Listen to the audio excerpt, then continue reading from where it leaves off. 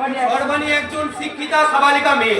আচ্ছা, তার ব্যক্তি স্বাধীনতা স্বেচ্ছাচারিতার বন্দি পেরিয়ে ভুলে গেছে তার শিক্ষা দীক্ষা অভিযাত্রীর কথা। কিন্তু বাপি সূর্যের মতো সৎ সাহসী আদর্শবান ছেলে, যার শিক্ষা নেই আর হাজারটা ভালো গুণ থাকলেও সে কোনো ভালো কাজে লাগতে পারে না। বেশ, ওকে উপযুক্ত শিক্ষায় শিক্ষিত করে তোলার দায়িত্ব আমার বাপি। আর বংশ গৌরব, সামাজিক মান মর্যাদা আমাদের চেয়ে কোনো অংশে কম ছিল না বাপি। ভাগ্য দোষে শয়তানের কবলে পড়ে আজ সে সর্বহারা। নইলে নইলে প্রখ্যাত বিজনেসম্যান নক্ষত্র সেনের ছেলে হয়ে সর্বজিৎ, কি বলছো তুমি? আমার আমার কলেজ মেট নক্ষত্র সেন সূর্যকান্তের বাবা রাস্তা থেকে সদানন্দ শিকদারকে তুলে এনে ভাইয়ের মতো মানুষ করেছিলেন। কিন্তু কিন্তু প্রতিদানে তিনি পেয়েছেন বিশ্বাসঘাতকতার ছুরি। নইলে না হলে তার স্ত্রী পুত্ররা হয়েছে আজ পথের ভিখারি। খুবই খুবই দুঃখজনক ঘটনা। কিন্তু বর্তমানে ওদের বাড়ির যে অবস্থা, তাতে কি হয়েছে বাপি?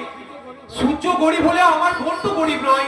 তাছাড়া তাছাড়া আপনার সম্পত্তির অর্ধেক অংশীদার তো আমার বোন সর্বাণী। প্রয়োজন হলে আমি আমার সম্পত্তিটা অর্ধেক তার নামে লিখে দেবো। কেন কেন তুমি তোমার সম্পত্তি ভাগ তার নামে লিখে দেবে কেন?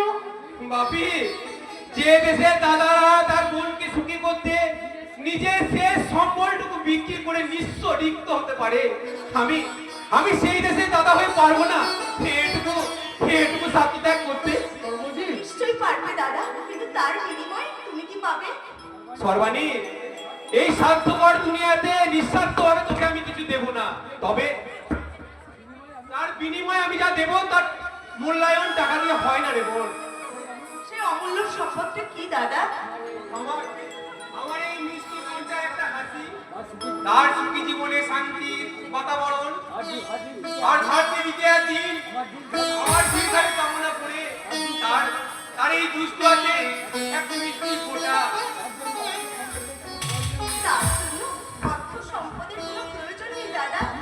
আমি আমি শত দুঃখ কষ্ট অবহেলা সহ্য করলেও মনের থেকে হাত বাড়িয়ে তোমার দিকে হাত বাড়িয়ে বলবো, ভাই কপালে নীলাম ফোঁটা, জমির দুয়ারে পড়ল কাটা, যমুনা দেয় জমিকে ফোঁটা, আর আমি দিই আমার ভাইকে ফোঁটা।